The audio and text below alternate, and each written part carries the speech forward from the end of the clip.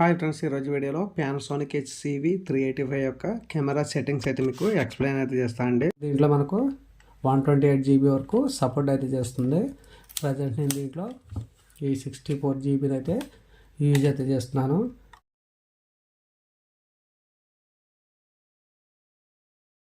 చేద్దాం. దీని యొక్క క్యామ్ని ఆన్ చేసుకోండి. ఓకే, దీని యొక్క లెన్స్ కవర్ని ఓపెన్ చేయండి. ప్రజెంట్ మనకి ఇక్కడ ఫుల్ హెచ్డి ఫార్మేట్లో అయితే ఉంది. ఒకసారి సెట్టింగ్స్లోకి వెళ్ళి దీని యొక్క స్టోరేజ్ చెక్ చేద్దాం.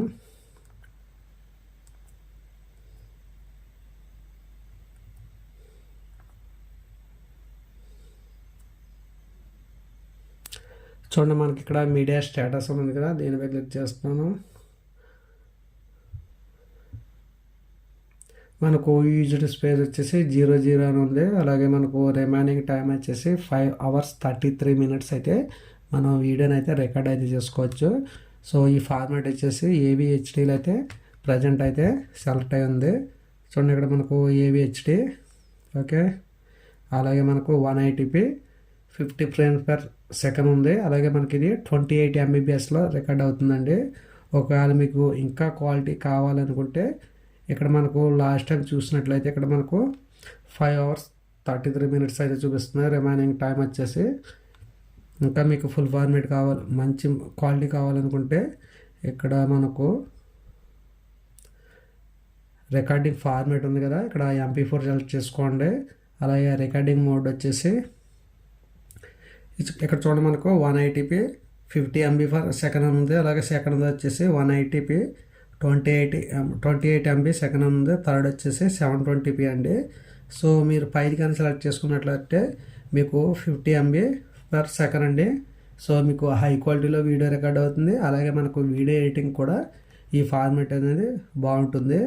ఏదైనా మీరు కలర్ కరెక్షన్ చేసుకోవాలనుకున్నప్పుడు మంచిగా అవుట్పుట్ అయితే ఎక్స్పోర్ట్ అయితే చేసుకోవచ్చు. ఓకే, సో నేను 180p 50 MB/s సెలెక్ట్ అయితే చేసుకున్నాను. ఇక్కడ చూసినట్లయితే మనకు 3 hours 6 minutes మాత్రమే చూపిస్తుంది. క్వాలిటీ పెరిగినప్పుడు మనకు రిమైనింగ్ టైం అనేది తగ్గిపోతుందండి. మీకు ఈ క్వాలిటీలో కావాలనుకుంటే 64 GB వచ్చేసి మీకు 3 hours అయితే వీడియోని రికార్డ్ చేయవచ్చు. లేదు మీకు ఇంత క్వాలిటీ అవసరం లేదు, లేదా మీ దగ్గర PC ఎడిటింగ్ సంబంధించిన కంప్యూటర్ హై కాన్ఫిగరేషన్ లేదనుకున్నప్పుడు మీరు AVCHD అయితే సెలెక్ట్ చేసుకోండి. Recording format AVCHD. అలాగే ఇక్కడ మనకు రికార్డింగ్ మోడ్ వచ్చేసి ఇక్కడ మనకు 180p 50 frame అంటే మీకు 28 MBPS అయితే వీడియో క్వాలిటీ అనేది వస్తుంది.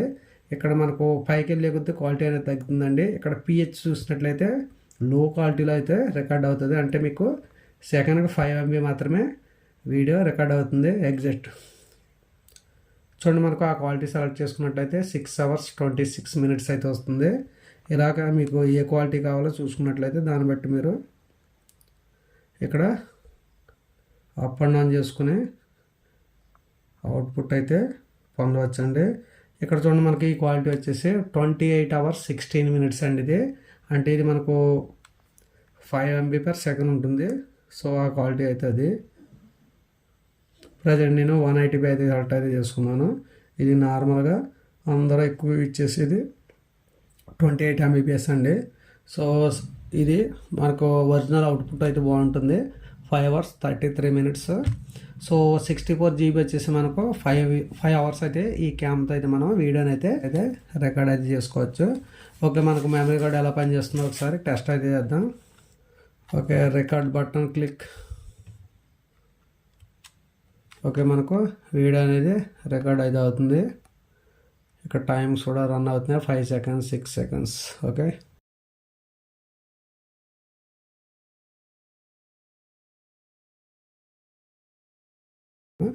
Okay pass.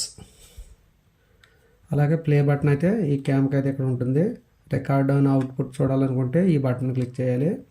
మనం ఆల్రెడీ 2 క్లిప్లు అయితే ఉన్నా, ఒక క్లిప్పు ఇప్పుడు రికార్డ్ చేసింది. ప్రజెంట్ రికార్డ్ చేసిన క్లిప్ అయితే చూపిస్తున్నాను. ఓకే, మనం ఈ విధంగా 64 GB మెమరీ కార్డుని అయితే ఈ క్యామ్లో అయితే యూజ్ అయితే చేసుకోవచ్చు. ఈ క్యామ్ కెపాసిటీ వచ్చేసి 128 GB వరకు సపోర్ట్ అయితే చేస్తుంది. మీకు ఇంకా చిన్న మెమరీ కార్డ్స్ ఏమైనా ఉంటే అవి కూడా వేసుకోవచ్చు అండి. ప్రజెంట్ క్యామ్తో వచ్చింది వచ్చేసి ఇదండి 16 GB అయితే ఉంది. మీకు దీని యొక్క బ్యాకప్ 1 hour అయితే వస్తుంది. 1 hour 15 minutes వరకు వీడియోని రికార్డ్ అయితే చేసుకోవచ్చు మంచి క్వాలిటీతో. అలాగే ఇది 32 GB 2 hours 35 minutes వరకు ఫుల్ క్వాలిటీతో అయితే రికార్డ్ అయితే చేసుకోవచ్చు. అలాగే ఇది కూడా 32 GB ప్రజెంట్ దీంట్లో ఉన్నది కూడా. ఓకే, దీని యొక్క స్పీడ్ చూసారా 140 Mbps అని ఉంది. అలాగే మీకు ఈ క్యామ్లో వచ్చేసి హై క్వాలిటీ ఫుటేజ్ వచ్చేసి 50 MB/s వరకు అయితే సపోర్ట్ చేస్తుంది కనుక మనం అంతకంటే ఎక్కువ మెమరీ కార్డు స్పీడ్ ఉన్నది అయితే యూజ్ అయితే చేయాలి.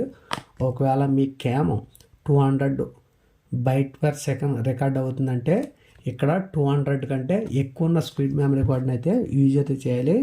లేదంటే వీడియో క్వాలిటీ అనేది తగ్గిపోతుంది. మీకు ఎంత మంచి కెమెరా ఉన్నా కానీ వీడియో రికార్డ్ అవే మెమరీ కార్డ్ అనేది స్పీడ్ లేకపోతే క్వాలిటీ అనేది డల్ అవుతూ ఉంటుంది. అక్కడక్కడ గీతలు కూడా వస్తూ ఉంటాయి. సో దానికోసం మనం యూజ్ చేసిన కెమెరా యొక్క హైట్ అంటే ఎన్ని సెకండ్లకి ఎంత రికార్డ్ అవుతుందో దాన్ని బట్టి చూసుకుని దీని యొక్క స్పీడ్ అనేది పెంచుకోవాలి. ప్రజెంట్ ఇది 50 MB/s అయితే రికార్డ్ చేస్తుంది. అలాగే ఇంకొక క్యామ్ ఇది ఉంది కదా, ఇది 28 MB/s రికార్డ్ అయితే చేస్తుంది. సో దీన్ని రెండింటి బేస్ చేసుకుని ఈ మెమరీ కార్డ్ని అయితే నేను తీసుకున్నాను. మీరు కూడా DSLR కానీ వీడియో కెమెరా కానీ లేదా గోప్రో కానీ యూజ్ చేసినట్లయితే దాని యొక్క స్పీడ్ ఎంతో చూసుకుని దానికి సంబంధించిన మెమరీ కార్డులు మాత్రమే మీరైతే యూజ్ అయితే చేయాలి.